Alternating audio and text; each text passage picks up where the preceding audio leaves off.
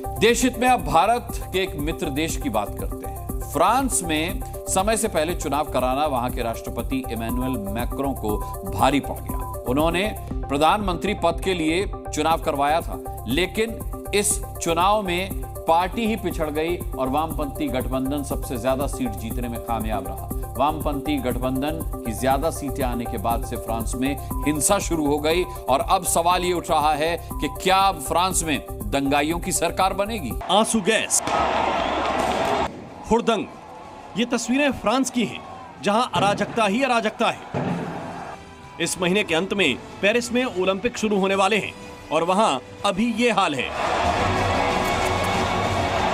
दरअसल फ्रांस में आम चुनाव हुए जिसमें वामपंथी गठबंधन को सबसे ज्यादा सीटें मिली। नतीजे आने के बाद प्रदर्शनकारी सड़कों पर उतर आए और हिंसा शुरू कर दी।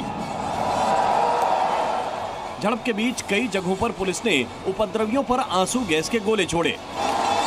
तनावपूर्ण हालात को देखते हुए फ्रांस में 30,000 दंगा विरोधी पुलिस तैनात की गई है। जो फार राइट और फार लेफ्ट के बीच का जो तनाव है वो बढ़ गया है और इन तनावों की स्थितियों को ध्यान में रखते हुए फ्रांस में 30,000 अतिरिक्त पुलिस बलों को अक्रॉस द फ्रांस तैनात किया गया है और जाहिर है कि राजनीतिक रूप से ये फ्रांस के लिए एक संवेदनशील समय है। फ्रांस में हिंसा पूरी तरह से राजनीतिक है। वहां एक तरफ राइट विंग के समर्थक हैं तो दूसरी ओर लेफ्ट विंग के समर्थक। फ्रांस के आम चुनाव में वामपंथी न्यू पॉपुलर फ्रंट गठबंधन को सबसे ज्यादा 182 सीटें मिली हैं। वहीं मौजूदा राष्ट्रपति मैक्रों की रेनेसां पार्टी के गठबंधन को 168 सीटें मिली हैं, जबकि राइट विंग नेशनल रैली गठबंधन को सिर्फ 143 सीटें ही मिली हैं। हालांकि 577 सीटों वाली नेशनल असेंबली में बहुमत के लिए जरूरी 289 सीटों के करीब कोई नहीं पहुंच पाया है। वामपंथी गठबंधन के आगे निकलने की खबर पर हजारों लोग जश्न मनाने के लिए पेरिस की सड़क पर जमा हो गए। इस भीड़ में कई लोगों के हाथों में फिलिस्तीन के झंडे भी देखे गए। माना जा रहा है कि वामपंथी संगठन में बहुत नेता मुस्लिम समर्थक हैं, जबकि मौजूदा राष्ट्रपति इमैनुअल मैक्रों ने बहुत हद तक कट्टरता पर लगाम लगाई थी।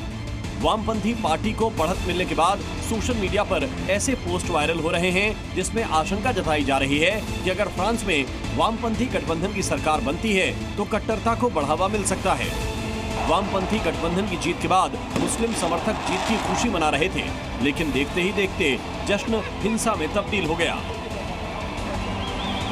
फ्रांस में गठबंधन की सरकार चल रही थी, उसका कार्यकाल 2027 में खत्म होना था, लेकिन यूरोपीय संघ में बड़ी हार के कारण राष्ट्रपति मैक्रों ने समय से पहले संसद भंग कर चुनाव करवा दिया। फिलहाल अब राष्ट्रपति मैक्रों किंग मेकर की भूमिका में हैं।